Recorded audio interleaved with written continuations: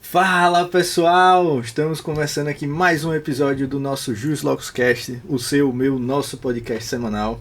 Eu sou Gabriel Nascimento. Eu sou Cris Nascimento. E hoje aqui temos uma convidada bastante especial. Cris vai... Fala os arrobas hoje. Isso, calma, eu vou chegar lá, né? E nos sigam nas redes sociais, né? Aqui no YouTube, se inscreva no nosso canal para você não perder nenhum episódio, ative o sininho. Né? O Instagram é @JusLocusCast. Aqui no YouTube também. No YouTube deixa o likeinho. Deixa o likeinho. Esse likeinho, olha.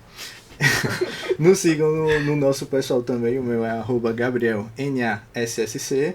O meu é @Cris, CHRYS 1509.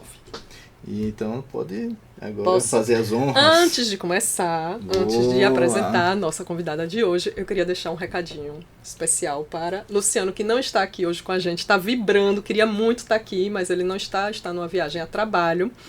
E hoje é o nosso aniversário de casamento, 22 anos de casados. Os 22 anos não são 22 dias. Depois a gente tem que fazer um podcast nós três, só assim, segredos pro casamento durar tanto, né?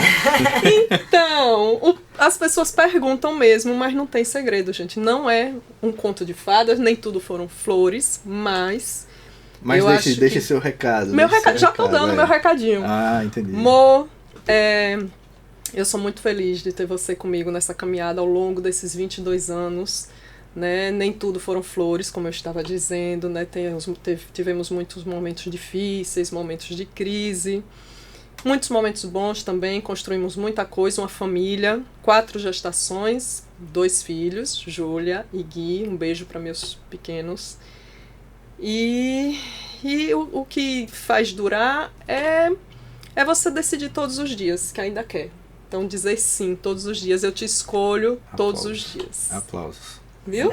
Estou retribuindo aquela declaração que ele fez no episódio piloto. Quem não viu agora vai lá correr para assistir para ver o que foi. Estou retribuindo agora. Agora deixe seu marido para lá. E vamos apresentar a nossa convidada muito especial. Eu estou muito empolgado com esse episódio. Para quem não sabe, né, o primeiro que tá fazendo eu e Cris, né, deixou o coroa de lado um pouquinho pra gente tocar o barco hoje. E eu realmente estou muito empolgado, vai ser massa. Vai ser massa, até porque nossa convidada de hoje é fera.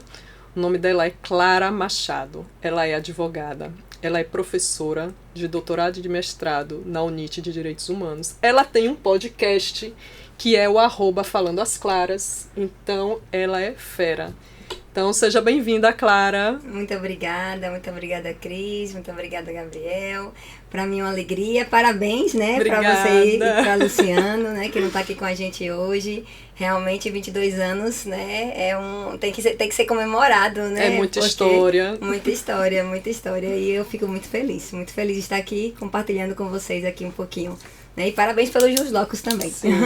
E aqui a gente traz os convidados para compartilhar suas histórias, suas vivências, né?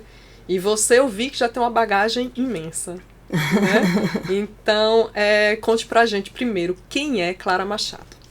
Então, eu sou mãe de Letícia e Luísa, né? Mas também tem 2 anjinhos no céu, assim como você, né? Foram 4 gestações, né? E só a gente sabe, né? O que é ser mãe, né? E a gente sempre diz, né? Eu sempre conto das 4 gestações porque, né? São 4 filhos, né? 4 filhos, filhas, né?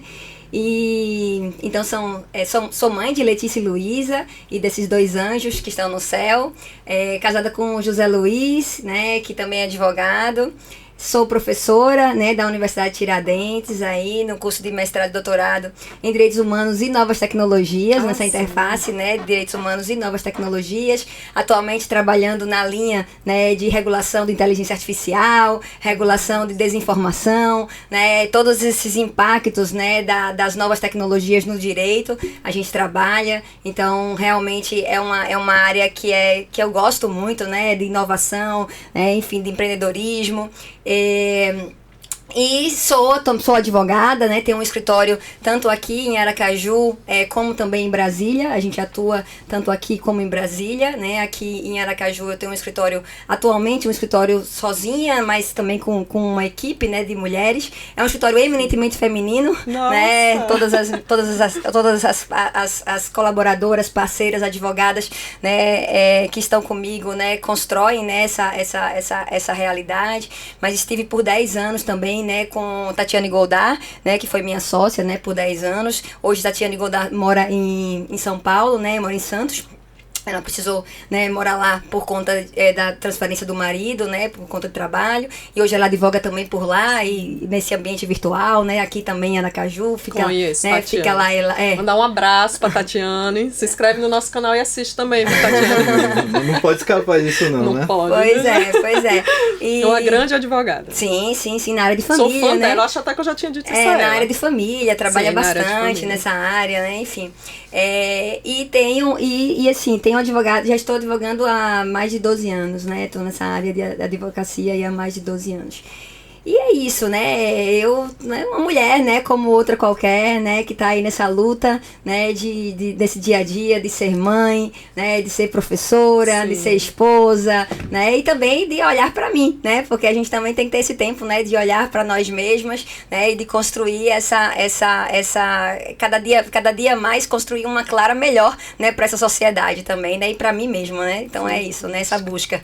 Mas me diga, você sempre quis a carreira de direito? Sempre pensou nisso? Eu sempre quis, Cris, assim, eu sempre quis, isso é um ponto interessante, né, eu sempre fui uma criança bastante inquieta, né, até hoje sou uma pessoa inquieta, né, eu falo bastante rápido, vocês vão ver, né, então tem um pouquinho de paciência comigo também, né, mas assim, quem foi meu aluno, eu sou professora desde 2008, né, então já ensinei na Universidade Federal de Sergipe como professora substituta, já ensinei na Estácio Fase, né, hoje Estácio, e hoje ensino na UNIT, né.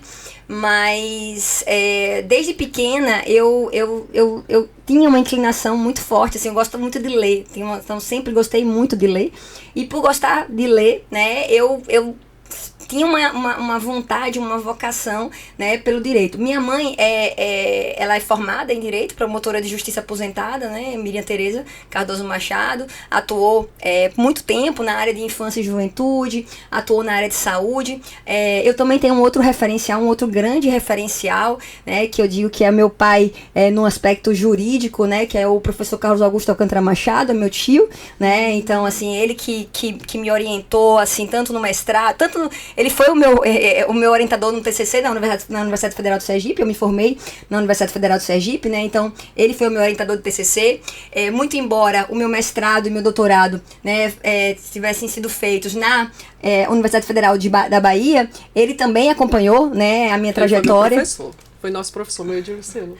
Então, como ele sempre me acompanhou, né? Então, sempre eu tive também esses grandes referenciais. Né? E meu avô também, né? Meu avô Paulo Machado, meu avô também foi um jurista reconhecido aqui no estado. E eu como uma grande referência para mim também, meu avô.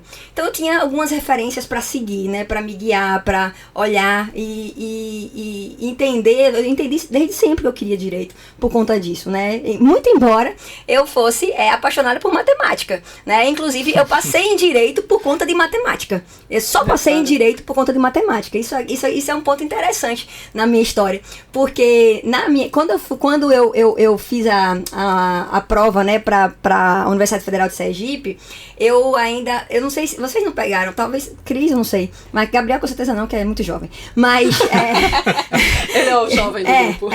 Mas PSS, lembram PSS? Eu já fiz ENEM. Então, eu lembro dos meus PSS. irmãos quando iam fazer o PSS, que entravam no ensino médio, aquela tensão. Pronto, exatamente. O PSS, para quem não acompanhou, é aquela ideia. Você fazia, no primeiro ano fazia uma prova, no segundo ano você fazia outra prova, no terceiro ano você fazia outra prova. E ainda tinha um geral, né? E que quem não fizesse boas pontuações podia no terceiro ano optar por desistir, né, dos 3 anos e fazer o geral, né? Eu dizia que minha turma foi a cobaia, porque foi o primeiro ano que começou a fazer esse sistema do PSS quando eu era primeiro ano.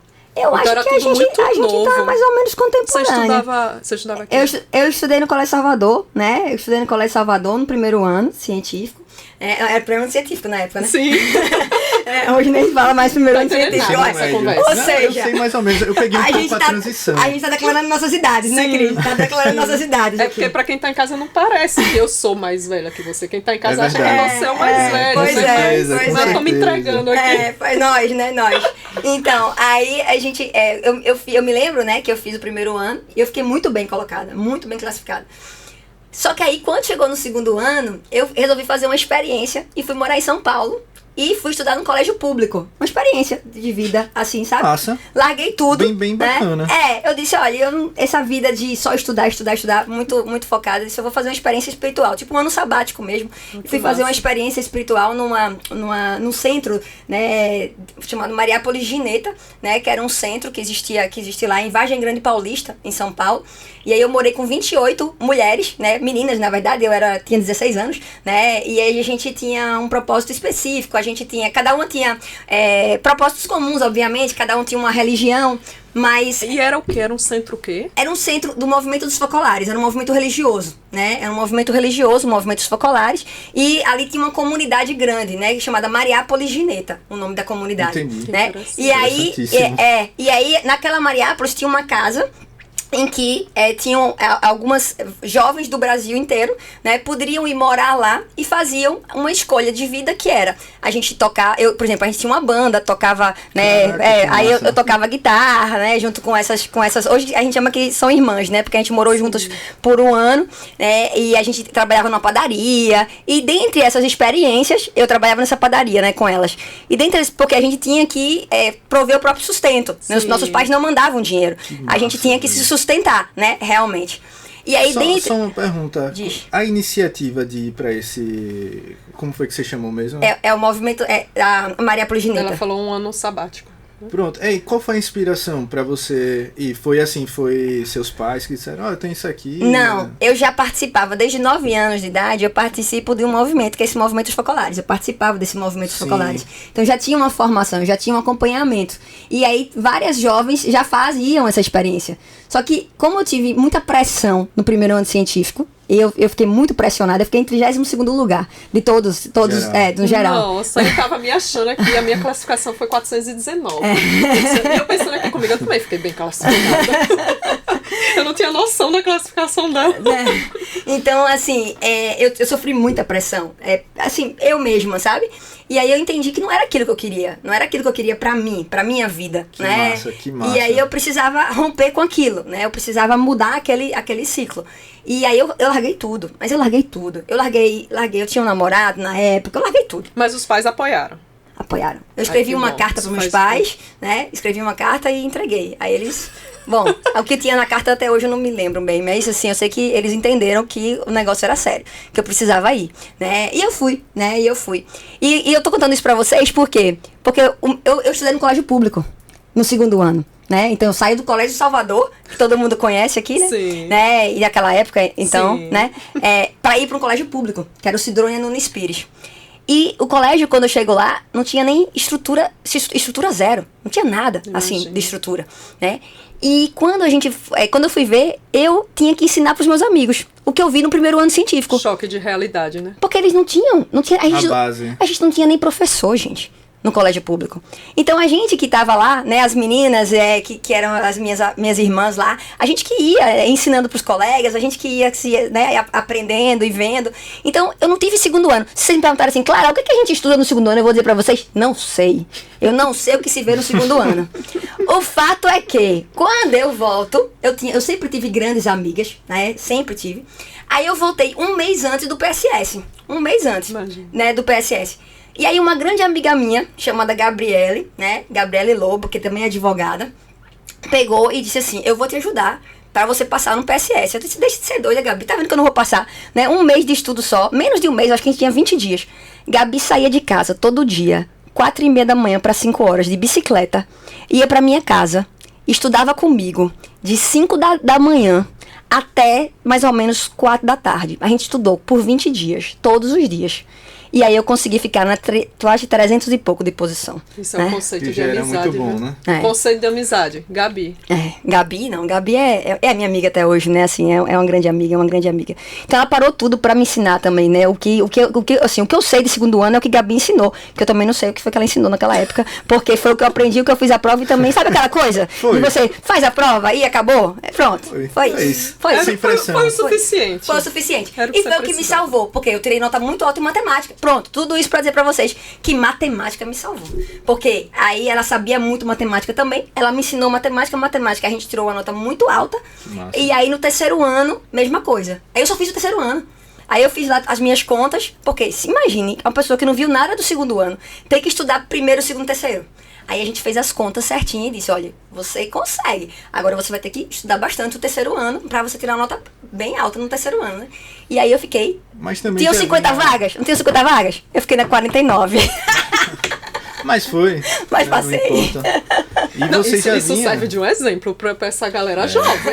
Não, que assim, passou o ano todo e acha que não deu tempo, tô mas assim, desespero, não vai dar tempo. Também já chega no terceiro ano com a maturidade muito maior, um senso de responsabilidade muito maior. Isso me lembra muito os assuntos que a gente trata aqui sobre constelação, né, de ir pro mundo, sabe? Esse movimento que você fez, o movimento que ela fez, né? Aos 16 anos, ela, peraí, preciso dar um pause aqui na minha vida pra organizar a mente. Não, e viver fora de casa, com 16 anos, estudar num colégio público, né? Assim, com toda a dificuldade e tal, e isso tem um crescimento pessoal muito grande, né? Então, foi um dos melhores anos da minha vida, isso eu posso dizer pra vocês. Com certeza, de crescimento. Muito bom. Eu tenho uma vivência assim também, que eu fui morar na Espanha.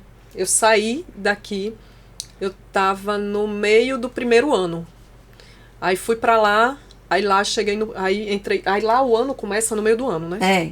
Setembro. Então, aí a gente saiu daqui em agosto, meus tios foram fazer doutorado, levaram os filhos, caí, eu disse, bora, bem nessa coisa assim também, querendo, né, sair, peraí, eu preciso pensar, o que eu vou fazer na minha vida? Eu vou pensar lá fora, vou dar... Verdade. E aí fui viver essa experiência. Mas assim, aí estudei e tal, aí estudei 1 ano e meio. Quando eles vieram de férias, aí eu vim já pensando, eu disse, eu já vou voltar, já deu saudade, já deu pra viver muita coisa aqui. E aí, eu estudei lá o primeiro ano todo, a metade do segundo, quando voltei pra cá, voltei pro primeiro ano. Sim.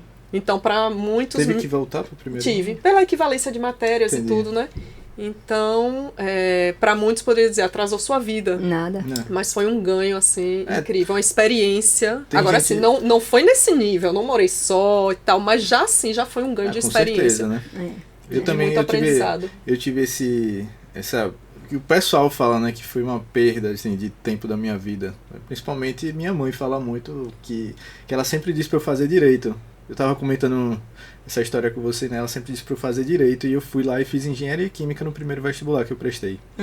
Aí eu passei até o 7º período em engenharia química e só em 2020 que eu comecei a cursar direito. Mas se eu não tivesse feito engenharia química, fiz na UFES inclusive, eu não teria chegado no curso de direito com a mentalidade mais apurada, com certeza, sabendo estudar para uma universidade, né?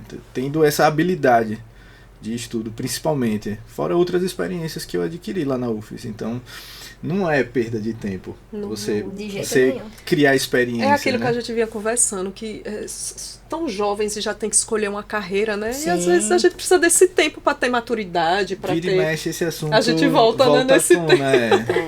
Muito jovem, com 17 anos você tem que escolher uma carreira pro resto da vida. Não, e assim, cada vez mais, né, a gente vê a interdisciplinariedade, né, do direito e o quanto outras formações ajudam no direito, né? Hoje, eu, por exemplo, que atuo muito na área de tecnologia, eu praticamente não estudo, assim, tanto direito, mas sim estudo as áreas de tecnologia, ciências duras. Então, quando eu digo que gostava muito e gosto de matemática, hoje a matemática, né, e as ciências duras me ajudam para compreender, por exemplo, inteligência artificial, para compreender essas áreas, né, para você também, né? Formação de um pensamento lógico. Poxa! que vem da matemática ajuda muito no direito. Claro, isso é sensacional, porque assim, para muitas pessoas, né, é difícil a compreensão, né, de como é, por exemplo, da inteligência artificial, né, dessas novas tecnologias. Por quê? Porque não tem essa formação e porque não tem a vivência mesmo. Eu tenho uma dificuldade muito grande. Então, para quem tem uma outra visão, para quem já tem um outro olhar, né, mais, né, já plural, né, então, por exemplo, a gente vai para a área de administração, a gente vai para outras áreas e a gente busca, por exemplo, hoje eu busco muito mais outras certificações nas áreas mesmo de ciências duras mesmo, de tecnologia, né? Então, eu fiz uma certificação internacional para atuar em proteção de dados, né, pelo Instituto Internacional de Proteção de Dados, que é o IAPP. Poxa, trabalhar com proteção de dados é difícil se você não tiver, né, um conhecimento técnico da ciência dura mesmo, sabe? Então, assim, você tem que ter essa transversalidade. E quando você vem de uma outra graduação, ou quando você já tem esse outro olhar, ajuda demais. Então, eu sou uma pessoa que digo assim, até incentivo os alunos, alunas, né, a terem até duplas formações para ter uma visão mais abrangente da área do direito. Porque, no fim das contas, hoje, né, o que a gente vê, principalmente quando a gente vê números de advogadas no Brasil, a gente vê que há uma crescente, né, a cada dia, e que precisa de uma especialização. Sim. E de outras formações complementares, né, porque o direito, ele está imbuído aí, né, em todas, desde a base, deveria estar desde a base, né, desde a sala de aula. Então, assim, a gente precisa realmente ter outros olhares. Com certeza, eu acho muito importante essa questão da sociedade como um todo, na verdade, entender o direito. É muito importante, né? Até porque, por que o direito surge na sociedade, né? Ele surge para dirimir conflitos. E quando você entende isso, como é que o direito se aplica na nossa sociedade, eu acho que as coisas vão fluir melhor, as pessoas vão entender melhor por que as coisas são como elas são. Sim, né? Sim. Tem gente que não tem muita paciência com o procedimento jurídico, até coisas assim mais de responsabilidade civil, talvez, devesse ser tratado na escola, para criar um senso mesmo. Mas enfim, uma história sua, uma experiência sua que muito, como é que eu posso dizer, que eu gostaria de saber, é como foi a sua vida acadêmica na faculdade. É um assunto que eu sempre trago para os episódios que eu estou presente aqui no podcast, para a gente falar com o estudante que está do outro lado da câmera, né? Como é que é a vida acadêmica, o que a gente pode trazer de experiência. Gabriel é estudante pessoas. De Direito. Inclusive eu sou estudante, todo mundo no período. Tá. Veja, eu estudei na UFES, né? Eu concluí em 2007, finalzinho de 2007, né? Então eu peguei ali 2004, 2007, 2003 a 2007, né? Mais ou menos. Era um outro momento da Universidade Federal de Sergipe, eu preciso dizer isso para vocês, porque praticamente a gente teve pouquíssimos professores titulares e muitos professores substitutos. Então, nós éramos, né, nossa turma teve que ser autodidata em muitas disciplinas, né? Por quê? Porque a gente não tinha professor em muitas disciplinas. A gente pegou muitas greves, né, na UFES. Então, a minha formação acadêmica, ela foi uma formação acadêmica desafiadora, se a gente for olhar no aspecto, né, do hard, ou seja, né, de um ensino duro, né, de um ensino... Então, foi uma vida muito boa, se a gente for pensar do lado de... facilidade, né, de facilidade, né, de tranquilidade, né. Então, assim, mas também nós, né, que estávamos ali na Universidade Federal de Sergipe, éramos alunas que também tínhamos objetivos, né, éramos aplicados, né, e, por exemplo, eu fui laureada na época, né, eu fui a maior média, né, de ciências sociais, né, de todas as áreas de ciências sociais, ciências humanas e sociais. Claro, isso foi um grande êxito, como eu disse, não tanto, porque a gente não teve tantas dificuldades assim, mas tínhamos também excelentes professores, né, eu fui aluna de professor João Hora, do professor Carlos Augusto Alcântara Machado, né, então, né, tínhamos professores aí de referência, né, mas o que a gente fazia, né, o que eu fiz, o que eu procurei fazer durante a graduação? Se vocês me perguntarem, eu tinha um objetivo de vida, que era ser professora. Né? Então, assim, eu sempre quis ser professora. Eu não vou mentir para vocês, né? o que que meu coração, quando eu entro em sala de aula, meu coração, ele vibra, ele, né, meus olhos, eles enchem, assim. Eu amo ensinar. É o que preenche sua alma, o propósito da sua alma. Isso, exatamente, a né? missão dela estava no direito, mas o propósito estava em sala de aula. aula. Desde lembra de Gabi? Gabi e eu, a gente fez cursinho de banca para os nossos colegas, né? Então, assim, Gabi depois não seguiu a área acadêmica, mas ela sempre gostou de ensinar, né? Ela sempre gostou dessa parte, né? E eu também. Então, eu sempre gostei.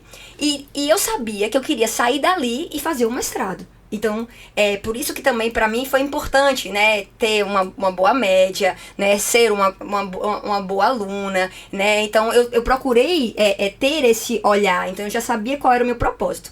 Muito embora esse fosse o meu propósito, eu ia na onda dos meus colegas e minhas colegas também, porque naquele momento, vocês me perguntaram assim, Clara, de 50 alunas, pouquíssimos queriam advogar naquele momento. Todos queriam ir para o serviço público. Então, assim, a gente tinha grupos de estudo para fazer concurso, né, por exemplo. E eu fiz concurso com eles também. Inclusive, passei no concurso durante a faculdade, né, para ser analista do TRT de São Paulo. E foi durante a faculdade isso, né. Enfim, mas o que eu quero dizer para vocês é que é importantíssimo a gente ter um propósito, né, bem definido. E eu tanto tive um propósito, né, bem definido que eu terminei a faculdade, praticamente assim, finalzinho de 2007 para início de 2008. E início de 2008 eu já estava ensinando na UFES como professora substituta. Que massa. Né? E assim, eu tenho um orgulho de dizer isso para vocês, porque eu dei aula na Universidade Federal de Sergipe como professora substituta. Eu tenho até hoje esse contrato, né, feito com a Universidade Federal de Sergipe, que pagava R$756, né, para 40 horas, né, de sala de aula. Né? Então, assim, se vocês me perguntarem assim, Clara, você se arrepende? Eu digo não, porque a minha resposta é o meu retorno que eu podia dar, né, para a sociedade daqueles anos que eu estive ali naquela universidade pública. Né? Então, assim, e eu dei um retorno, né, porque eu passei um ano lá como professora substituta e foi uma alegria muito grande, né, poder estar lá. Uma alegria muito grande. Eu também sempre quis ser professor.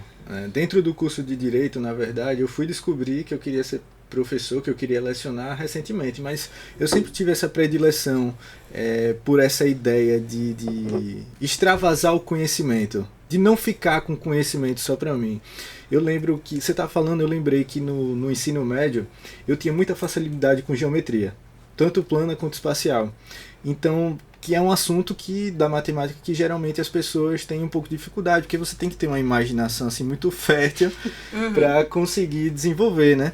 E aí eu sempre estava ajudando os meus colegas, sempre estava ali, não, é assim e tal, se você fizer dessa forma, enxergue desse jeito, faça o desenho e tal.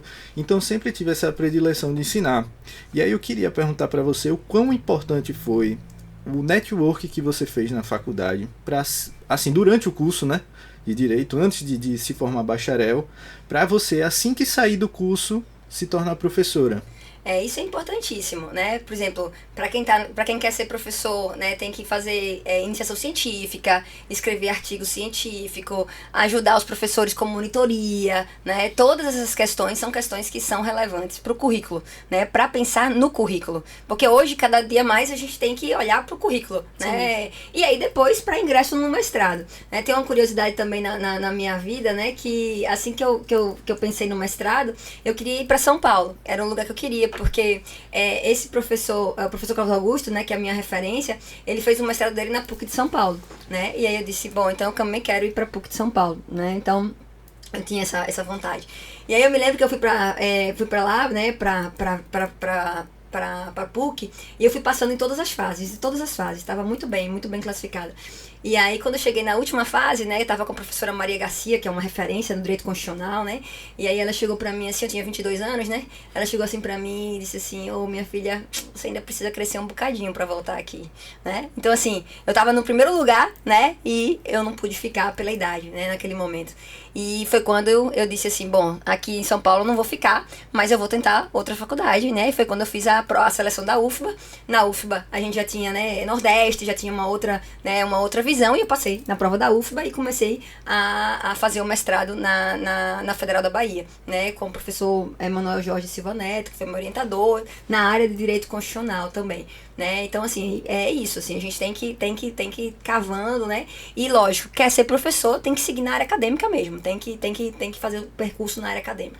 Durante o curso você fez alguma monitoria, prestou monitoria, né?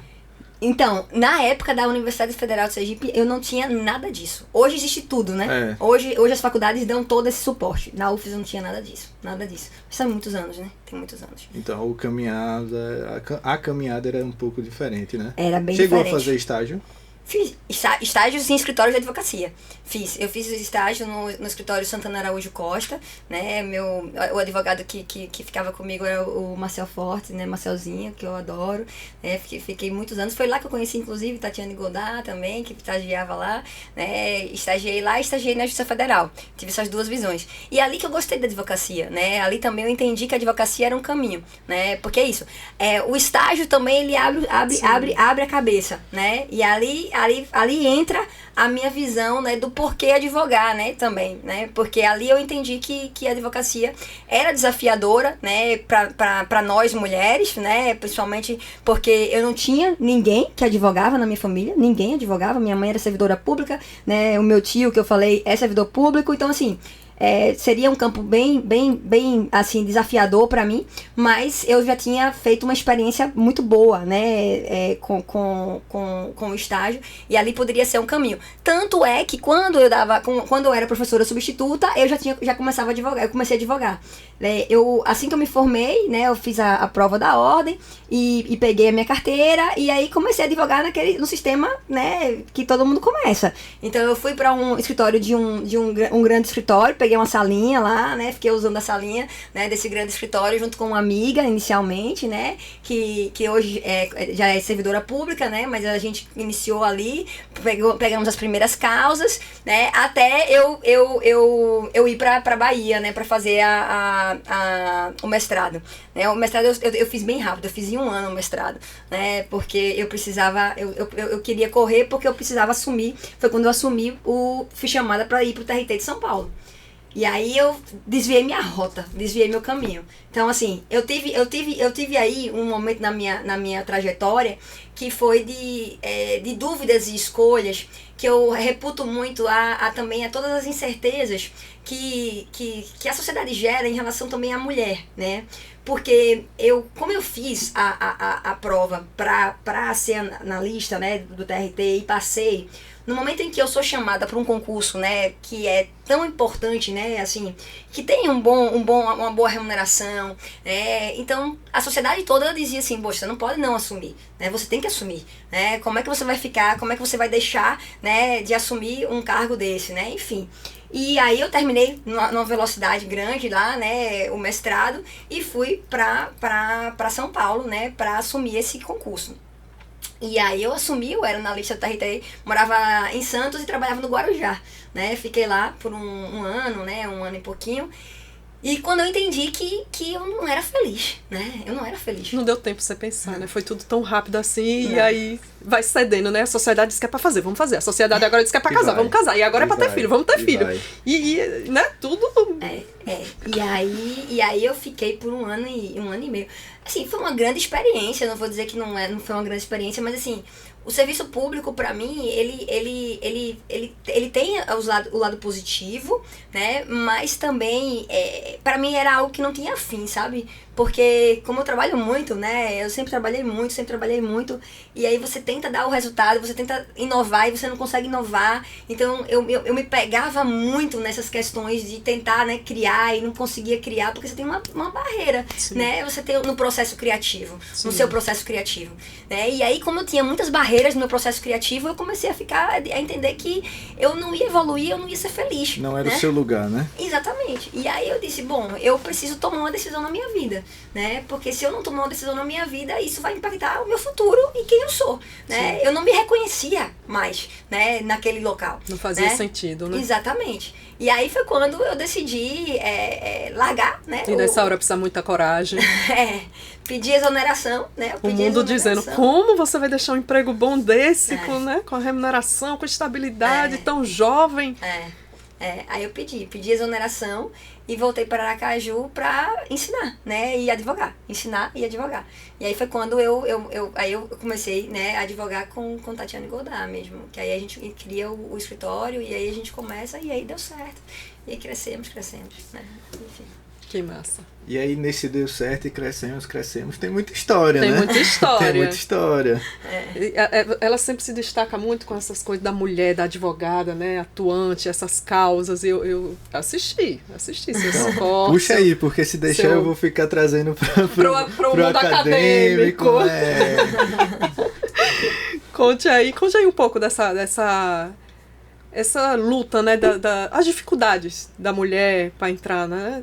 Toda que a gente já sabe bastante, mas alguma história. Então, quando eu volto, né, de São Paulo para Aracaju, Tati estava grávida, né, e aí foi quando ela me chamou para dizer, olha, eu tenho uma sala aqui, né, eu vou ter Bernardo, na época eu estava grávida de Bernardo, ia ter Bernardo, vem ocupar minha sala, né, para me ajudar aqui nas coisas.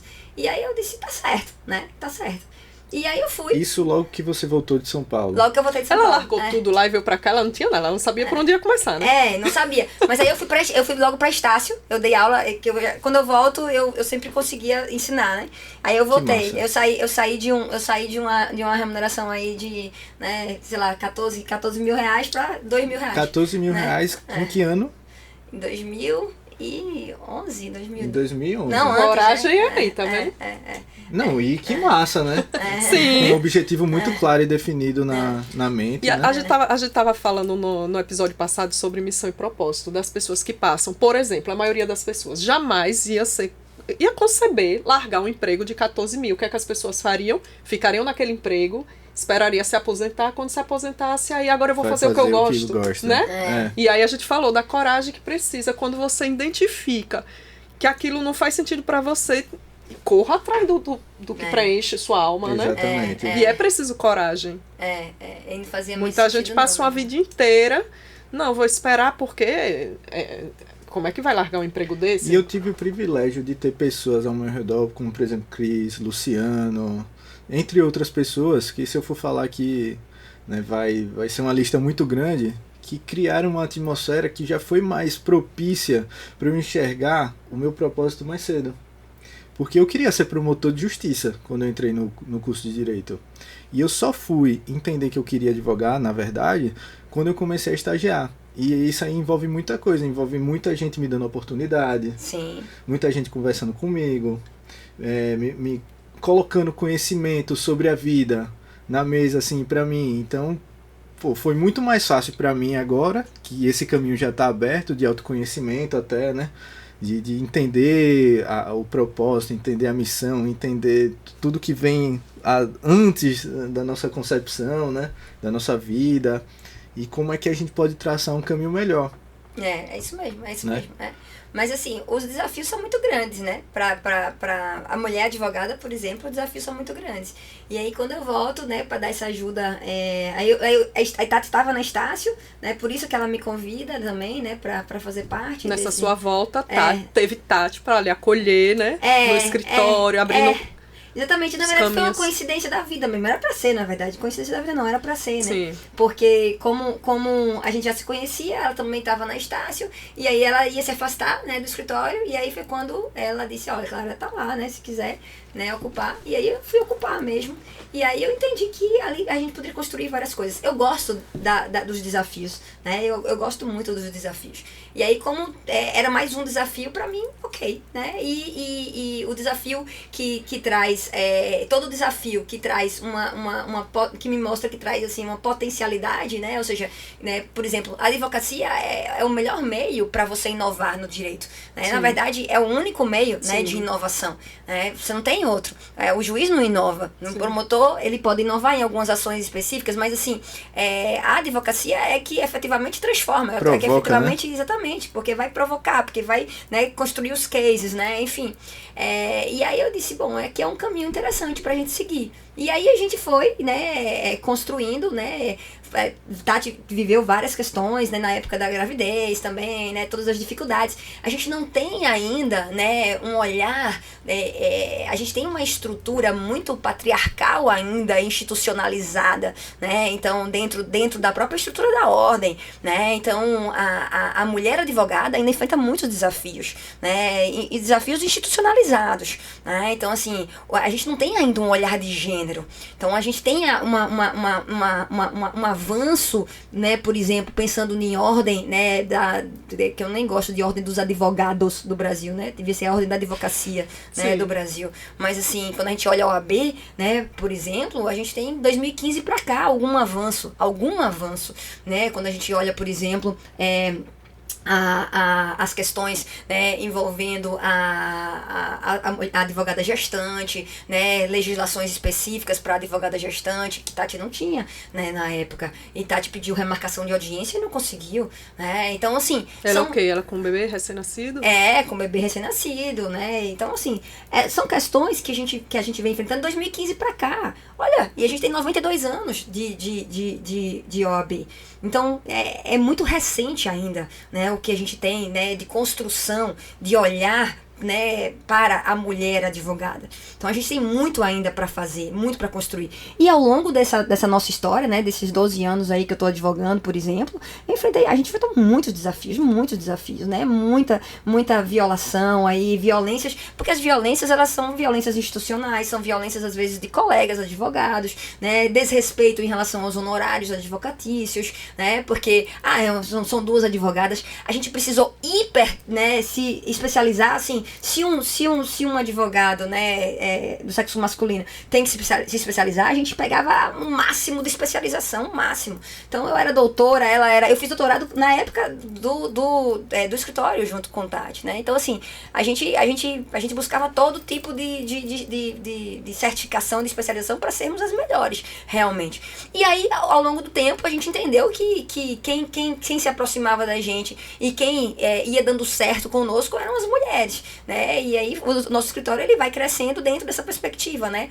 E de fato, se você me perguntar e a gente olhar a nossa história, a gente percebe que realmente faz muito mais sentido a construção e o acolhimento nosso, né, com as nossas colegas advogadas. Por quê? Porque a gente se entende. A gente entende, né, quando uma não tá bem. A gente entende quando uma tem que levar o filho na escola. A gente entende quando, né, que eu quero ficar home office. Ok, qual é o problema, né, de você trabalhar home office, sabe? Assim, são questões que tem que ter o olhar da mulher para com a outra mulher. Porque só quem sabe a dor somos nós. Só quem sente somos nós, né?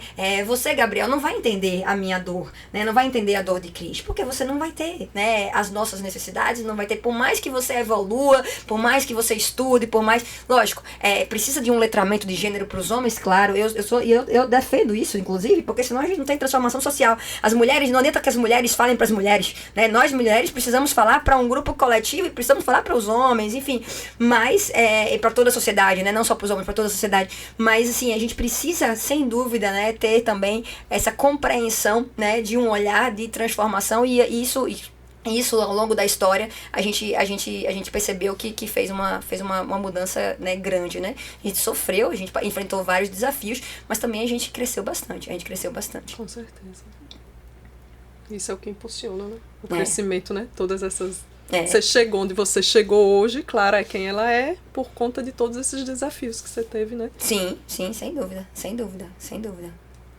Muito bom. E dentro dessas histórias da advocacia, a gente sempre pergunta se alguma que marcou, algum caso que você pegou, assim, que marcou você de uma forma, seja que foi mais engraçado, que foi por um caso assim que você teve um olhar diferente, por alguma ou até peculiaridade, alguma que tenha lhe marcado, alguma violência mesmo, alguma coisa assim, não, né? então, Alguma dificuldade que tenha... Exatamente. Alguma história mais marcante. Teve um caso que a gente assumiu, né, enquanto a gente tem a Convenção, né, das Pessoas com Deficiência, isso 2009, 2010, né, e aí a gente teve uma cliente que chegou pra gente pedindo pra fazer a alteração, isso foi em 2011 mais ou menos, menos, 2012, isso, que foi bem no início da nossa advocacia, né? Que uma cliente chegou pra gente e pediu para fazer a redução de carga horária sem redução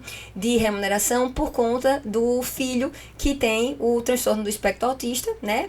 E que ela precisava dessa redução para acompanhar o filho nas terapias, né? Desculpa, e etc. Qual era a profissão dela? Ela era servidora pública do IFES, né? Era servidora pública, né? Servidora pública federal. Né? Naquele momento, a gente não tinha tido ainda a mudança da legislação, da Lei 8.112, que depois a gente teve a mudança, né? Permitindo essa redução, né? De carga de jornada, né? Sem redução da remuneração. Mas quando ela me procurou, a gente não tinha isso. Era engraçado porque a gente já tinha lei estadual, tinha lei municipal, mas a gente não tinha lei federal.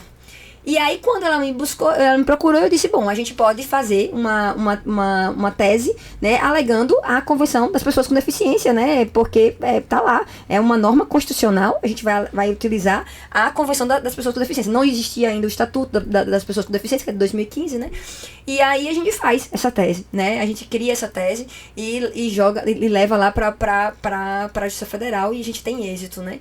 E quando a gente teve êxito nessa ação, a gente entendeu que era isso, né? Que fazia sentido, né? Pra nossa advocacia também, né? Ajudar essa mãe, ajudar, né? Essa servidora. Porque você imagine que qualidade de vida a gente deu pra essa mulher, né?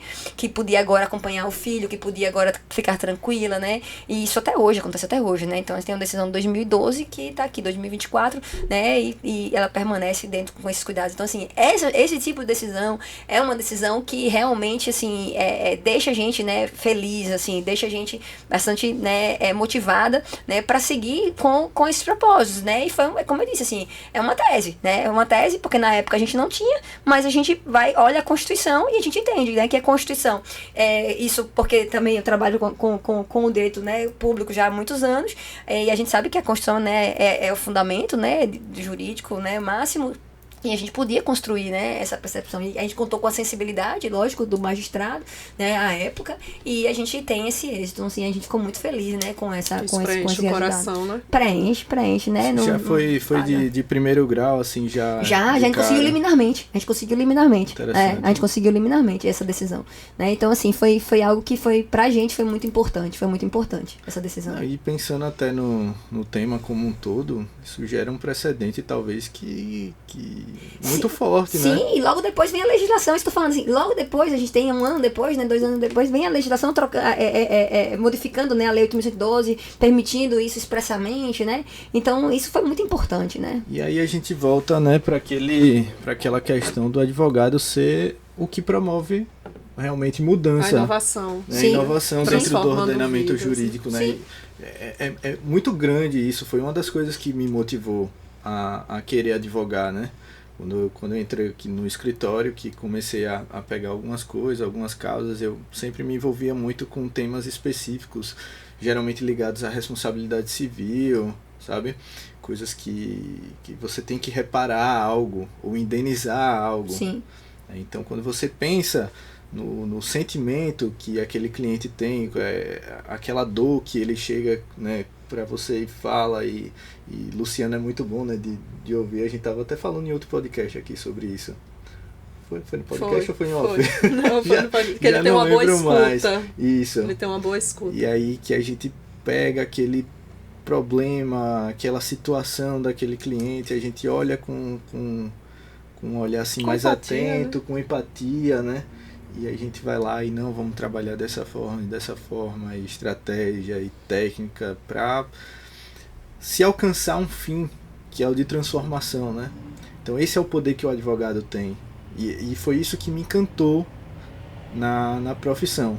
Fora a parte técnica, porque eu sou apaixonado pelo direito.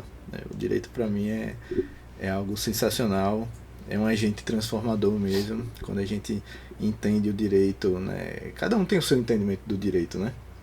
Quando a gente entende o direito, assim, as coisas se abrem na nossa frente, né? E a pergunta agora é a seguinte, né? De toda essa trajetória que você teve, na sua vida acadêmica, no início da advocacia, essa advocacia, essa ligada à mulher, toda essa atmosfera que você criou ligada às pautas da mulher, né? Como é que você enxerga o direito? O que é o direito para você? Com todo esse acúmulo de experiência que você tem. Eu acho ótima essa pergunta, né? Porque eu sempre brinco eu dei aula por muito tempo pra quem quer ser juiz, promotor, né? Aí eu digo, cuidado, né? Porque... Nos cursinhos? Nos cursinhos, né? Aí, cuidado, né? Porque podem perguntar pra você o que é direito, né? E essa é uma pergunta muito, né? Muito comum, né? A minha tese de doutorado foi sobre fraternidade, né? Eu trabalhei a fraternidade como uma categoria jurídica, né? Então eu escrevi o princípio jurídico da fraternidade, né? E eu defendo que a fraternidade ele é um dever constitucional e é um princípio jurídico. E por que eu estou falando isso, né? Porque para mim o direito ele é uma conduta humana em interferência intersubjetiva com uma outra conduta humana. O que eu quero dizer só existe o direito porque existe intersubjetividade, né? E quando eu trabalho com uma intersubjetividade, eu tenho que lembrar que para a relação, né, para a relação jurídica, né, existir, eu preciso de liberdade, eu preciso de igualdade e eu preciso de fraternidade também, né? Então, assim, dentro dessa, quando a gente fala, né, de conduta humana em interferência intersubjetiva, eu estou falando de, obviamente, né, na sua essência a essência de liberdade, né, porque você interfere, obviamente, você é livre, né, para interferir ou não no outro, né, você tem ir até o espaço do outro, você tem que entender isso, sim, né, e isso é muito importante, né, filosoficamente falando, porque você não tem uma liberdade absoluta, não existe a liberdade absoluta, toda a liberdade ela é limitada, né? Então, quando você entende que existe uma relação de intersubjetividade, por isso que existe o direito, e que essa liberdade está dentro dessa relação de intersubjetividade, e aí você vem com a igualdade, ou seja, uma relação de horizontalidade, de respeito, em relação a outra pessoa, e a fraternidade, ao nosso sentir, que aí vem, eu digo ao nosso sentir, porque tem o professor Carlos Augusto Alcântara Machado, tem o professor Carlos Aires Brito e tantos outros teóricos nacionais e internacionais, né, que também adotam, né, a fraternidade, o constitucionalismo fraternal. A fraternidade vai fazer esse filtro, né, condutor da ideia de que eu preciso olhar para o outro e reconhecer o outro como um outro eu, né? O ser humano é um outro eu.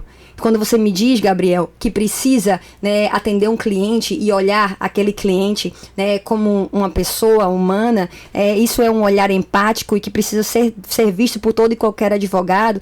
Por quê? Porque ali não é um processo físico, ali é uma pessoa, ali é um ser humano. Então, isso tem que estar presente no direito, isso tem que estar presente nas instituições, tem que estar presente na visão do magistrado, tem que estar presente na visão de todos, porque senão a gente não consegue uma transformação social dentro de um olhar humanista. Nós precisamos de um direito humanista, nós não precisamos de um direito patrimonialista. O direito patrimonialista, ele é de séculos atrás e ele ficou para trás. A gente precisa ressignificar esse direito. E a fraternidade, ela auxilia nesse processo de ressignificação, justamente por quê? Porque eu tenho esse olhar empático e também tenho esse olhar de reconhecimento para com o outro. Por isso que quando a gente fala, né, do direito, a gente está trabalhando de um direito dentro de uma perspectiva de alteridade, dentro de uma perspectiva de intersubjetividade.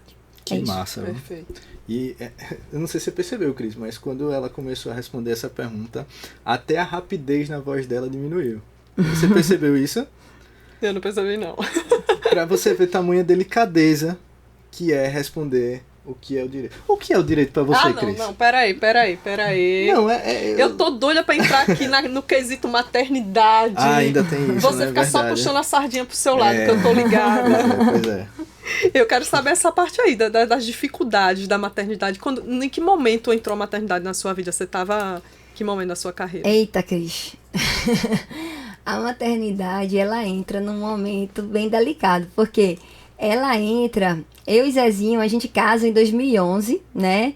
E eu começo o doutorado em 2012, né? Então, eu faço doutorado em 2012. E aí eu tenho a minha primeira gravidez durante o doutorado, né? Durante o doutorado eu tenho a minha primeira gravidez. Doutorado, ele dura 4 anos. Vocês estavam morando aqui, vocês não estavam naquela de... Não, eu fiquei um tempo lá e cá, né? Lá e cá. Onde era lá? Lá é São Paulo. São Paulo. Né? Mas assim, ficamos pouco tempo nesse vai e vem, né? A gente, pelo menos assim, durante o período de noivado, sim, né? Muito tempo. Mas durante o casamento, não. O casamento foi pouco tempo. Mas eu tava no doutorado, né? E aí eu tive minha primeira gestação.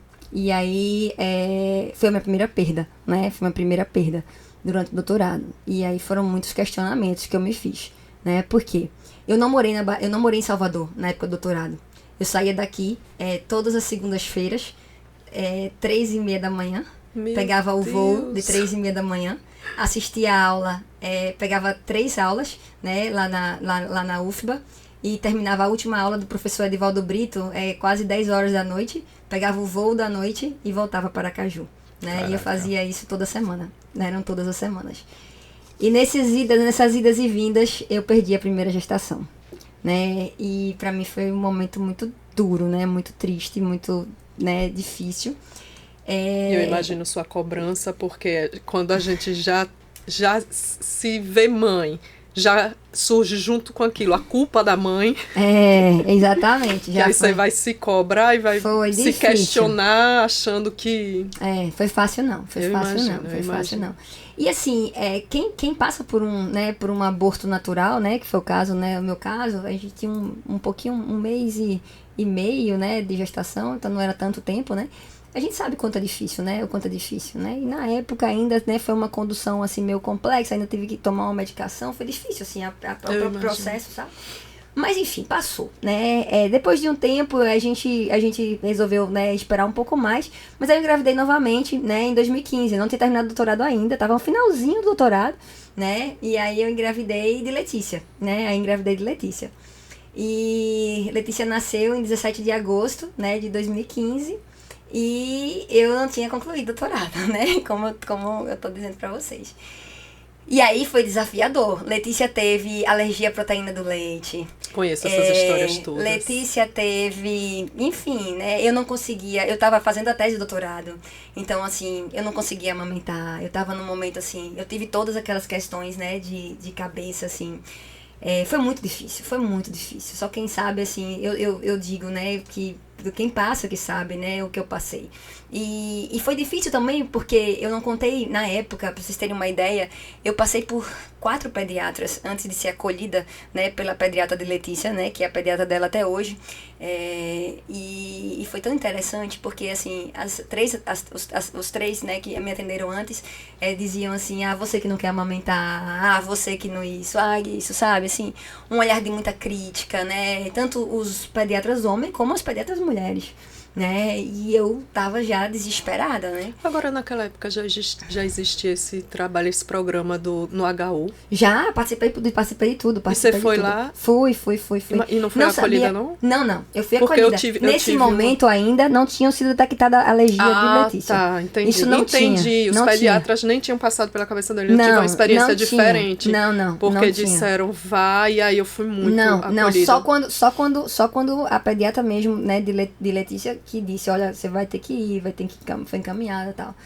Enfim, aí foi muito desafiador. O primeiro mês foi um mês assim, eu chorava todas as horas do dia, mas todas as horas do dia, de manhã, de tarde, de noite, assim, sabe? E eu dizia assim, todas aquelas coisas, né? Será que eu sou uma boa mãe? Será que, enfim, todas aquelas questões. Só quem sabe é quem passa, né? Pelo processo, né? E passou, né? Aí eu passei. E eu me lembro que depois que a gente descobriu que era alergia à proteína do leite, eu fui viver todos os meus processos. Aí eu fui acolhida pela pediatra de Letícia, né? E aí fui pro HU, né? Enfim, aí foi todos aqueles processos. E tem uma coisa que durante o doutorado, né? Eu tive que fazer o doutorado, na época não era liberada. Então eu continuei fazendo doutorado, né? Parida, amamentando, fazendo tudo. Não queria saber de nada. Fui fazer doutorado. E eu me lembro de uma frase que me disseram assim, olha, você vai escrever a tese com uma mãe e amamentar com a outra, né? Então, assim... É difícil. Ouvir, é difícil, dói, né?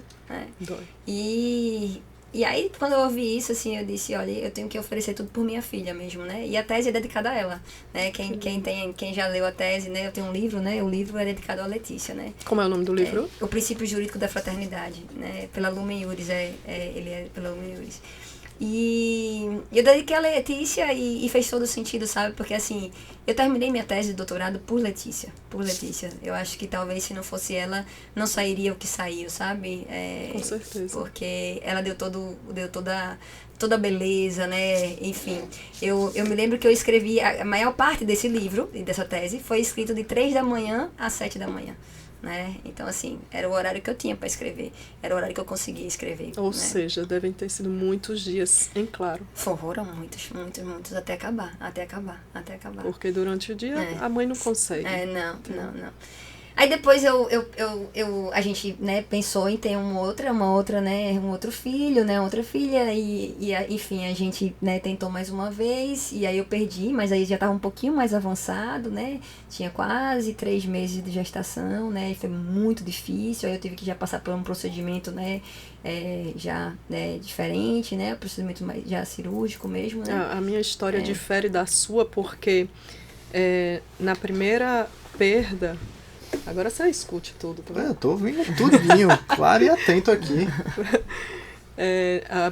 Teve a primeira perda muito no iniciozinho, né? E aí não precisou fazer a curetagem, e aí a médica, não, fique tranquila, fique bem, tal. E aí eu engravidei em seguida. Sim. E aí na segunda, eu engravidei em seguida, e aí a segunda foi assim, já com a morfológica marcada, já naquelas 12 semanas. Igualzinho. Nossa, é muito doloroso. Igualzinho. E aí eu entrei para um mundo que para mim era totalmente desconhecido. Quantas mulheres passam, né? E os médicos diziam, não, isso não quer dizer que tenha problema algum, perder até 3 vezes é normal. Na visão do médico era normal. Para mim aquilo não tinha nada de normal. Difícil, né? E uma dor assim atrás da outra. E aí foi quando a gente parou. Eu disse, eu preciso de um tempo. Eu não quero tentar de novo. Eu quero me prevenir para eu me recuperar emocionalmente. Porque foi muito doloroso, né? Essa segunda vez que já estava formadinho e tal. É difícil. É bem duro. E aí a gente logo passou... Logo depois vem Júlia, né? Não, logo depois não. Demorou. Assim, Eu acho que 2 anos eu não queria nem pensar no assunto. E aí depois, quando a gente resolveu que, não, vamos voltar a tentar. E aí eu fiz um exame e aí deu aquelas coisas de adenomiose, endometriose, tal. E aí a médica falou, não, é melhor vocês procurarem um médico de reprodução humana. E vale dizer que na segunda que fez curetagem, a gente mandou para fora o material genético para fazer estudos, e não dá nada. Né? E aí os médicos dizem, até a terceira é normal, não quer dizer que tenha nada. E aí quando a gente foi no médico da reprodução humana, ele disse também, olha, vocês são perfeitamente normais, vocês não tem problema nenhum, vocês podem passar 1 ano tentando que ainda tá tudo certo. E aí Luciano estava muito ansioso, ele disse, não quero esperar mais não, eu já quero para agora. Isso tinha, na sala do médico, eu conto essa história para todo mundo, tinha um quadro, porque esse assunto, é porque você ainda não pensou em ser pai. Tinha um quadro atrás dele, imenso, cheio de fotos, o médico da reprodução humana, Dr. George Caldas. Sim. Um monte de bebês repetidos, né? Gêmeos, trigêmeos, não sei o que, aquele monte de menino repetido atrás dele, eu ficava ali olhando aquilo, porque a gente foi procurar um médico da reprodução humana, ele disse, não, pode tentar, pode passar 1 ano tentando. Ele disse, não, eu quero pra agora, como é que faz pra agora? Eu disse, agora a gente pode tentar fazer uma inseminação. E eu ali em choque, olhando aquela ruma de bebê repetido, né? Aí eu disse, mas doutor, e se vier mais de 1, e se vier 2? Onde come 2, come 3. E eu em pânico com aquilo, mãe de primeira viagem. Isso de 2011?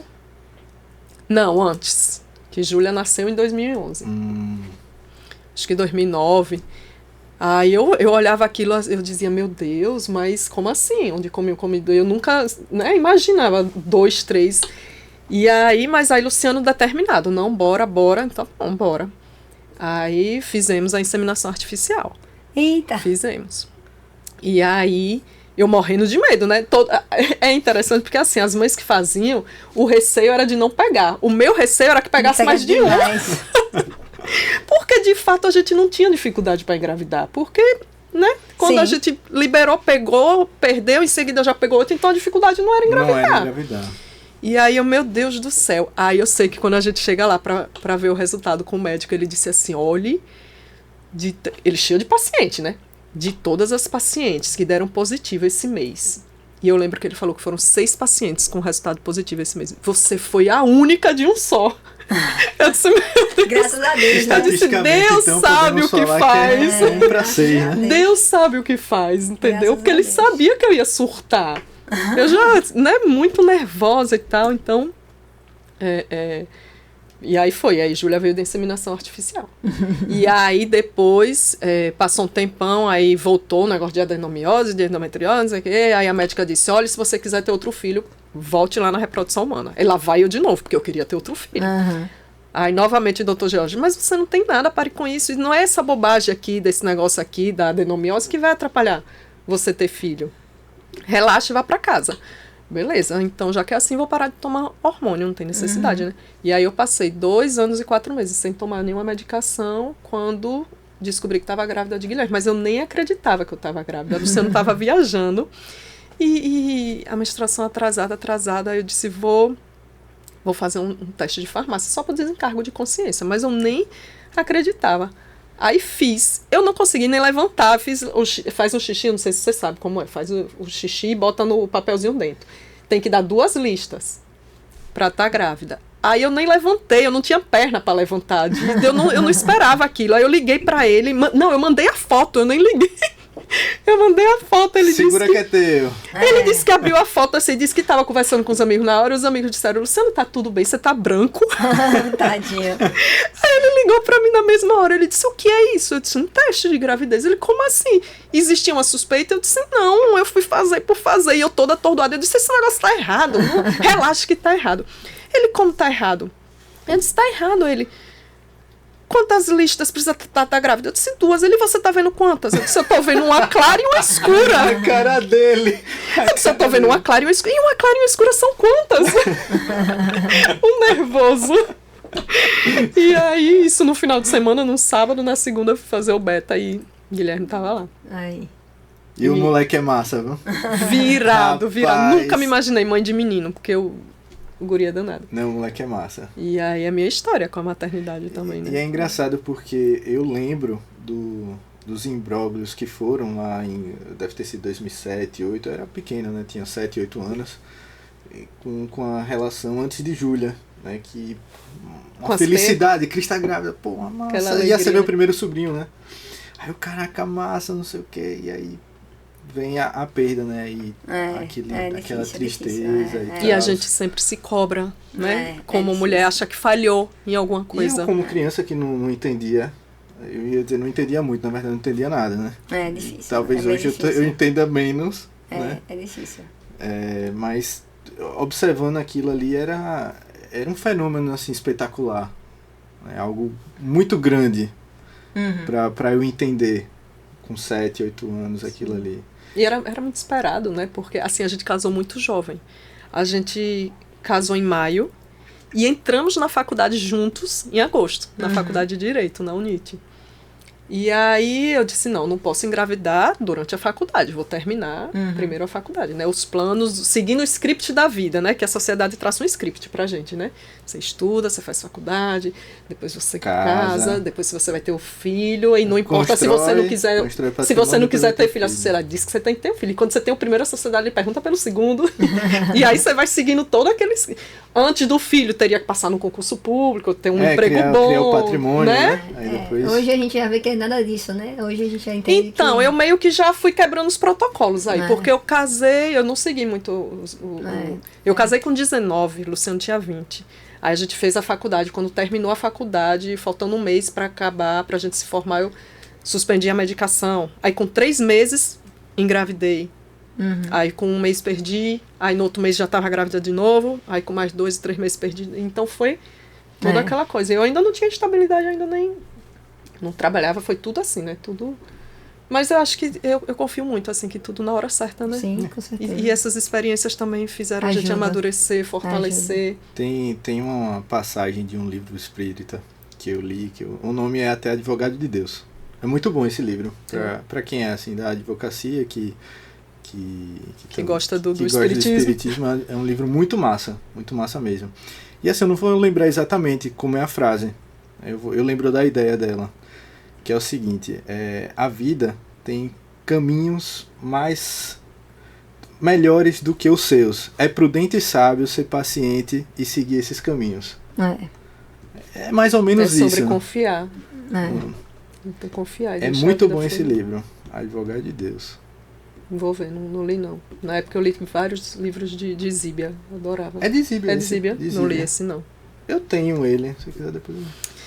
Então, minha história da maternidade é essa. Muito bem. E aí, vamos falar um pouquinho da saúde mental. Vamos. Né? Da mãe, dessa coisa. Eu mesmo sou muito surtada, eu acho. Eu acho. Eu grito com os meus. Eu acho tão lindo quando eu vejo na internet. Não grite com seus filhos, né? A mãe que não grita, não sei o que. Eu tenho me trabalhado, eu já tô bem mais calma. Mas de vez em quando é cada grito. Tem que dar uns gritos mesmo. Eu sou a favor dos gritos. Eu tomei vários. Tem um livro, né, que eu recomendo para vocês lerem, já que vocês falaram dos gritos, né? Porque Gritamos, de Elisama. Né? Elisama Santos, vale a pena ler. Vale a pena Olha ler. aí já é pra gente aprender a não gritar. Vale a pena. Que é um olhar diferente, né? Em relação à educação positiva, à educação parental positiva, né? E esse olhar, ele é muito importante. Ele é muito importante, né? Pra nós mesmos, assim. Porque, na verdade, o que a gente observa hoje é porque a gente não foi criado, né? A gente não foi criada, né? Dentro de uma cultura, né? Dentro de uma cultura que os nossos pais, lógico, né? Eu até gravei um podcast com minha mãe. Foi um podcast muito, pra mim, que fez muito sentido pra mim, porque a gente não sabe, né? Mas assim, existem traumas de infância, né? Traumas da infância. Eu tenho os meus traumas, Cris deve ter os traumas dela, né? Gabriel os traumas dele, que acontece por uma questão da sociedade mesmo, né? Do que a gente vive, né? Então, assim, nós não aprendemos e nós não vivemos, né? A gente não aprendeu a se conectar com o sentir, né? A gente não aprendeu. A gente foge do sentir. A gente foge das sensações. A gente foge das emoções, sabe? E a gente foge das sensações, foge das emoções porque a sociedade, ela nos impõe essas fugas. Ela nos impõe que a gente, né, a gente se perca. Então, por que a gente grita muitas vezes? É porque a gente não está regulado. Né? A gente não consegue se regular para se comunicar com a criança, né? A gente não consegue se regular. Na verdade, quando a gente grita, a gente não está gritando com a criança, a gente está gritando com nós mesmos, né? O grito não é com a criança. O grito ali é com Clara, né? Que não está bem naquele dia, né? O grito não é para a criança, é para a gente mesmo, né? Isso é muito interessante, né? E eu tenho aprendido muito com as minhas filhas, porque hoje as crianças, elas têm uma sensibilidade muito maior, né? Do que, por exemplo, eu enquanto criança. E aí, né, teve uma situação, né, que eu tava bem angustiada, né, bem nervosa, né, e aí Lulu, que tem 4 aninhos, chegou assim pra mim e disse assim: mamãe, baixa aqui, porque eu sempre digo, né, eu sempre baixo pra ficar no mesmo olhar que ela, né, baixa aqui, né, o que é que você tá sentindo, né? E aí, quando ela me pergunta isso, né, o que é que eu tô sentindo, ela tá me pedindo só pra eu me reconectar comigo, né, ela tá me pedindo só pra que eu me coloque naquela situação, né, e eu disse pra ela, eu falei: mamãe tá realmente chateada, né, e aí ela disse: então vamos respirar, né, e aí a gente respira, isso, né. Isso é algo que você já ensinou pra ela. Lulu, 4 anos. É algo que os nossos pais, eu acho interessante esses movimentos, né, porque na geração dos nossos pais não tinha tanta informação, né, dessas questões, eles né? Eles fizeram o que puderam, então, né? A gente está transformando agora. Eu me vejo, Júlia tem 13, foi completamente diferente. Eu acho, eu não tinha nunca feito terapia, nunca tinha né? Então a compreensão tanto que Júlia brinca dizendo assim: mãe, vocês treinaram comigo, não foi? Que sorte de Guilherme. Aí eu digo pra ela: mas veja, você escolheu, né? Que o filho escolhe o pai e a mãe, a hora de vir, né? Então aqui a gente tá aprendendo junto, cada um aprendendo o que precisa aprender. Mas é diferente. Eu eu tava vendo até um vídeo ontem falando exatamente disso. Sobre, a mulher perguntava assim: 2 filhos com a mesma criação podem ser tão diferentes? Mas não existem filhos iguais, porque os pais não são os mesmos pais. Sim. Os pais de um não são os mesmos pais. Claro. Se um filho é mais novo, ele ocupa aquele lugar do mais novo, o mais velho ocupa o lugar do mais velho, o mais velho nunca vai saber o que é ser o filho mais novo. E o momento da vida daqueles pais também já é outro momento. Então eu me vejo assim. realmente eu treinei um pouco com Júlia. É isso mesmo. Júlia, né? E aí faz parte também do nosso processo de crescimento, do dela também. E Júlia tem as experiências dela. Com as experiências dela. E com Guilherme já é um olhar diferente. Eu falei aqui só pra puxar essa coisa assim, mas não sou essa mãe louca toda, não. Né? Eu fui só pra puxar esse assunto. Ontem mesmo eu achei incrível, eu comentei até hoje no trabalho. O Luciano viajou ontem, de manhã. E os meninos, como somos muito apegados, os 4, né? E aí tudo é todo mundo junto. E aí Guilherme passou o dia todo muito irritado. E eu pensando, né? Eu disse, poxa, eu depois de adulta, quando eu sinto uma irritação, às vezes a gente tá no automático e não se percebe, né? Então, hoje a gente já faz aquele exercício de parar, de respirar e perguntar o que foi que disparou esse gatilho em mim? Por que eu tô angustiada? Por que eu tô triste? Isso eu vim aprender... Estou aprendendo aos 40 anos de idade. E que bom que os nossos filhos já estão aprendendo isso de pequenos. Não é? Por exemplo, o Guilherme ontem passou o dia todo muito irritado e eu acalentando. E eu sabia que ele estava sentindo falta do pai. Só que eu contornando tal. Quando chegou de tardezinha, ele brigou com a irmã e ficou tão... Eu disse, aí eu abaixei, né? Que nem você falou. Eu disse, filho, o que é que você tem? Por que você está assim? Ele disse, eu estou muito agoniado. Eu jamais ia... esperar dele uma resposta que ele conseguisse sozinho chegar na questão dele. E ele disse pra mim assim, mãe, eu tô muito agoniada. Eu disse, tá tudo bem, filho. Ele, eu tô com saudade do meu pai. Quando ele disse isso, eu disse, caramba, ele com 5 anos de idade já conseguiu identificar o gatilho que tava disparando aquilo nele. Aquilo foi tão lindo. De noite eu contei pra Luciana. Aí eu acalmei ele, eu disse, tá tudo bem. Aí ele, falta muito tempo ainda pra ele vir? Olha, só faltam 3 dias, vai passar rapidinho, tá? Mas eu achei muito fofo, porque é algo que eu me trabalho, eu fico, às vezes eu tô chateada, às vezes a gente tá irritada, às vezes tá assim, e nem sabe o porquê, né? Tem que parar, respirar, perguntar. E uma criança de 5 anos, então, essa geração que tá vindo, que a gente tá tendo essa compreensão de mundo, é outra coisa, né? Hoje o acesso à informação, a como lidar com as crianças, aprender a lidar com as birras, né, que antigamente os pais da gente, dos pais da gente para trás não tinham muito acesso a essa quantidade de informação que o mundo virtual nos traz, né? A geração é diferente. Por que eu falei, na verdade, que eu sou a favor dos gritos? Não é que eu sou a favor dessa criação sem freio, né, como você colocou, que o grito não é para a criança, é para nós mesmos, né? Para nossa criança, né? Exatamente.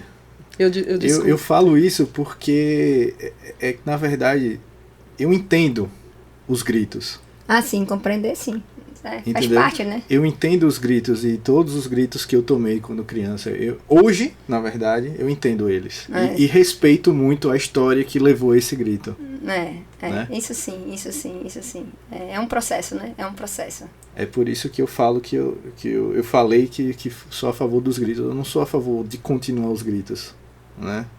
Você entende, né? Eu entendo cada grito que... Tem um outro livro de Maya Angelman, que é A Calma Educa. Esse também vale muito a pena. Que aí explica também várias questões. É que eu estudo muito essa parte também da educação parental, por conta das meninas, né? Muito por conta das meninas. E também então, é isso que eu digo. Hoje a gente tem tanto acesso a essas coisas que as gerações passadas não tinham. E eles fizeram o melhor que eles podiam. Hoje eu entendo isso. E agradeço a pessoas como o Cris mesmo, agradecer de novo, que me fizeram entender determinadas coisas e talvez eu não tivesse saído muito do lugar se eu não entendesse isso, sabe? Vale a pena, o processo de autoconhecimento é um processo que vale a pena fazer, né? Vale a pena fazer. Mas é isso, a saúde mental das mães, né, é desafiadora, né? É bastante desafiadora e a gente precisa de cuidados, né, a todo tempo. Então, assim... precisamos olhar para nós mesmas, isso sem dúvida, né? Precisamos de terapia, né? Precisamos também, né, de ter o autocuidado, né? Precisamos de rede de apoio.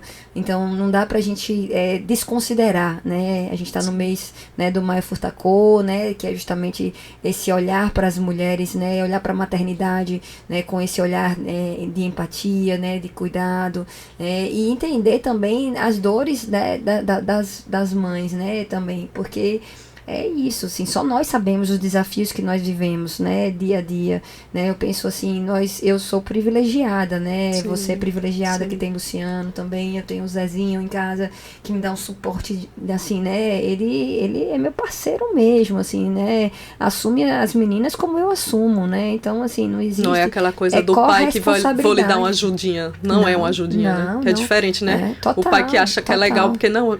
Eu tô lhe ajudando. Não, eu passei 15 dias na Espanha agora por conta do pós-doc e ele ficou, né, com elas. Então, assim, e quando me perguntam, né, as crianças estão com quem? Com o pai, né? Não tem porquê, né? Assim, a gente precisa mudar esse olhar da sociedade, né? Confiar em relação, no homem. Olha, eu fiz uma imersão.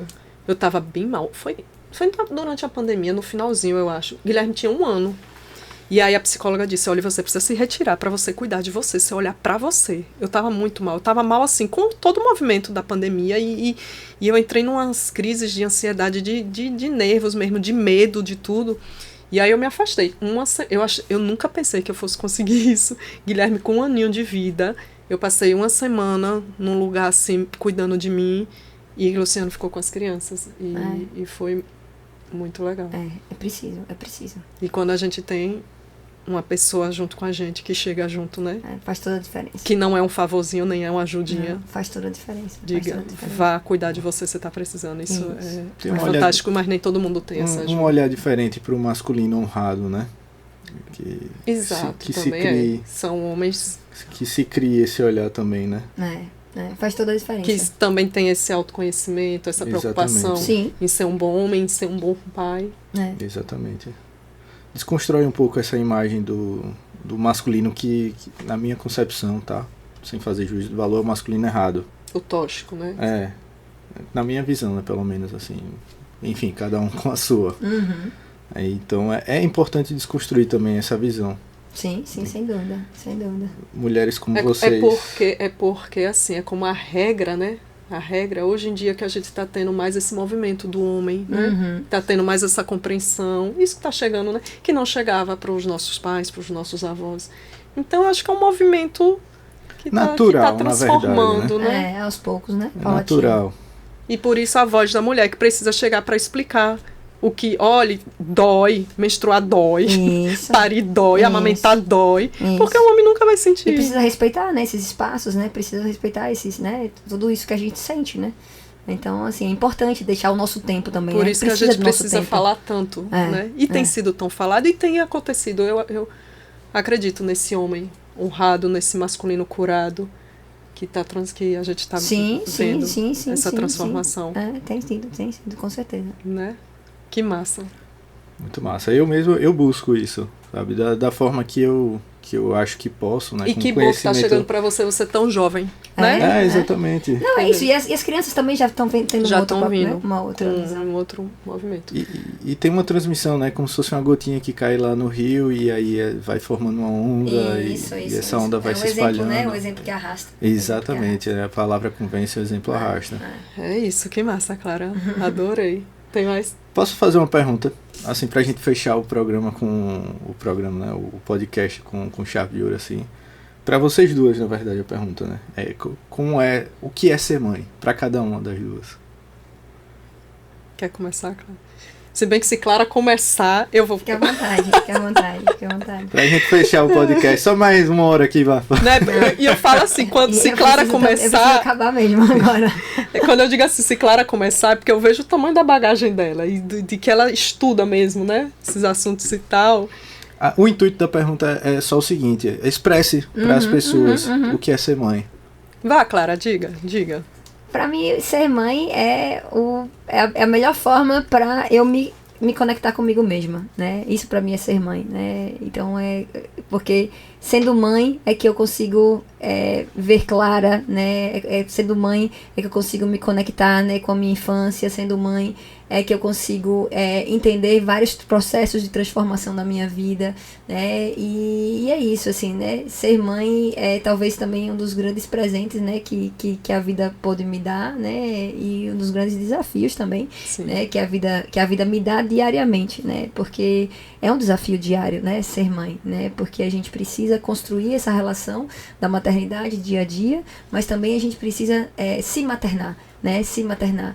Então eu vejo muito esse ser mãe dentro de um processo, né, da maternidade interna e da maternidade externa, né? Então eu vejo muito a maternidade dentro dessa perspectiva, né? Então eu olho para a maternidade numa visão, né, tanto de um olhar para Clara enquanto mãe, de Letícia e de Luísa, o olhar externo, né, e essa conexão que a gente estabelece, o que a gente cria, né, de relação, mas também olho numa perspectiva interna, né? Ou seja, o que eu posso me maternar daquela criança, né, de que foi e de que muitas vezes não foi acolhida, de que muitas vezes não foi amparada, mas que tinha uma grande mãe, né, que estava ali, né, com 4 filhos, né, e que fez toda a parte dela, né, e tudo que ela podia, né, para me amar, para me dar todo o suporte, né, dentro daquele ambiente que ela vivia, né? Então, assim, esse é o processo. Eu digo para vocês que esse conceito de maternidade, essa visão de maternidade, ele é um processo de construção que tá assim, é um processo, né? Não é algo que eu digo para vocês assim que foi da noite pro dia, não, né? É um amadurecimento. E esse amadurecimento, ele mudou muito a imagem de mim mesma, né? A relação minha com minha mãe, ela se aprofundou muito, sim, né? E eu digo pra minha mãe, hoje eu olho nos olhos dela e digo assim, o quanto ela é importante pra mim, né? E o amor que eu sinto por ela, né? Porque a gente conseguiu se conectar a partir de um novo olhar, né? Com essa visão, né? Da maternidade. Da maternidade, né? É a chance que nós mulheres temos de curar nossas feridas, né? Sim. Quando a gente... Sim, não é? Sem dúvida. Eu acho. A grande sacada é essa. Quando a gente é mãe, a gente consegue... a gente aprende tanto. É engraçado, né? Que a gente acha que pai e mãe tá para ensinar, mas a gente aprende tanto e vai se transformando e vai curando. Vai se curando nossas feridas, feridas da infância. Que massa. É massa. Que massa. É isso. É isso, que massa, Clara. Foi ótimo. Que episódio esse tá sensacional, viu? Muita coisa aqui sensacional. Vamos... Luquinhas botou os arrobas, né? Bota o arroba de Clara, professora Clara Machado, e o do arroba Falando as Claras, né? O podcast de Clara, que ela traz muitos temas interessantíssimos, né? Quer falar alguma coisa, algum recadinho? Recadinho final? Sigam, se puderem, né? Sigam Falando das Claras, né? Também a minha página, né? Do Prof. Clara Machado. E é isso, assim, lá no Falando das Claras a gente também traz esses temas, né? O episódio que eu gravei com minha mãe, pra mim, fez muito sentido. Vou assistir, fiquei curiosa. Assistam. Foi muito, assim, foi bastante emocionante, tanto pra mim como pra ela, né? E deve ter sido uma cura imensa, né? Foi um processo. Uma reconexão. Foi um processo. Incrível. Foi um processo. Deve ter sido lindo, vou assistir mesmo. E é isso. Não esqueça de seguir a gente nas redes sociais, né? Se inscreva aqui no canal e ative o sininho. E dá o likeinho. Né? Pra não perder nenhum episódio. Valeu, galera. Pessoal. Obrigada. Até mais. Muito obrigado.